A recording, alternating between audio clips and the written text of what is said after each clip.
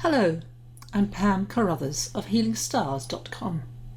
I'm a soul astrologer, and when I look at this full moon, 27th of December, the moon is now in the sign of Cancer, the full moon, which is where the moon belongs. However, it's a very emotional full moon.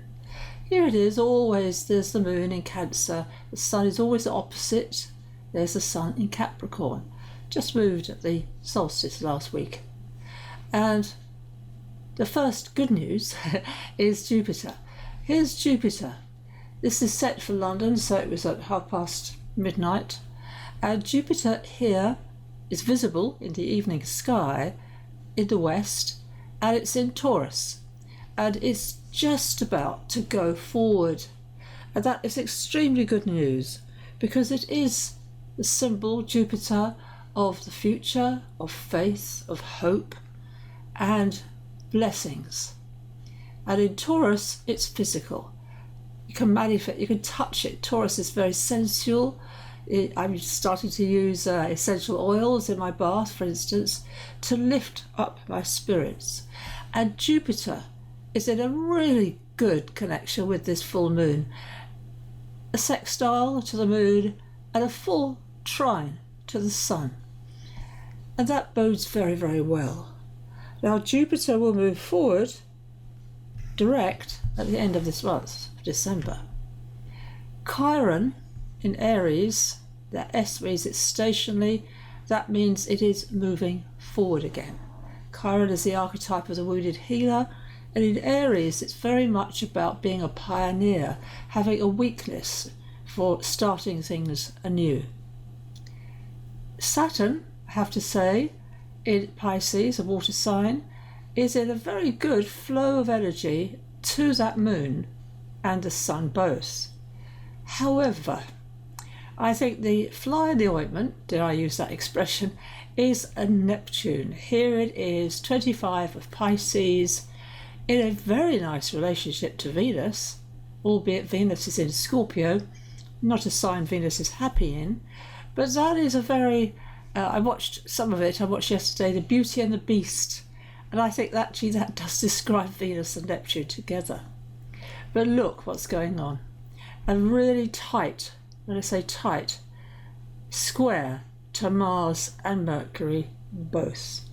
Mars and Mercury, there's the planet of war, Mars, right next to Mercury, communication, very frustrating, very stressful, in a word. So if you've been having stressful nights or nightmares, well, you can look at Neptune. It's trying to tell you something, and that is to take it easy.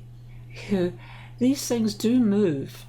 Mars is actually, on January the 4th, it moves into Capricorn, and that is the sign that Mars exalts in. It means it does its really best. It will no longer be afflicted, because Neptune can be affliction, because Neptune is addictions, too much of alcohol as a for instance, but also it weakens Mars. Mars can't perform well, even though it's in a sign at the moment of Sagittarius, which is a good sign for Mars, but it's much happier. Mars will be happier by January the 4th.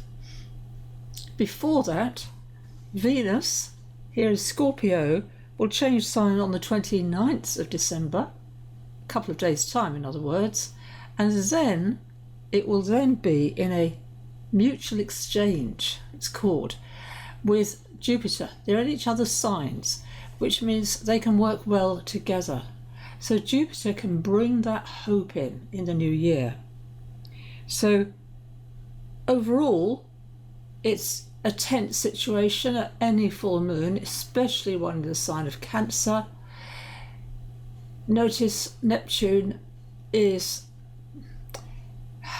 dare I say it, it can be the best of things. It can be compassion, especially in the sign of Pisces, where Neptune is right now.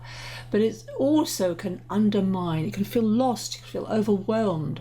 It's like a fog or a mist descending. You can't see your way through. But this will all change come basically the 4th of January. So thank you for watching Pam Carruthers Healing Stars. Oh, and I have a special offer on at the moment. So I offer 3 personal astrology reports for £30. This is your chart, based on your chart for the year ahead. And usually I would sell those for £55. So £30 is a pretty good deal, I believe.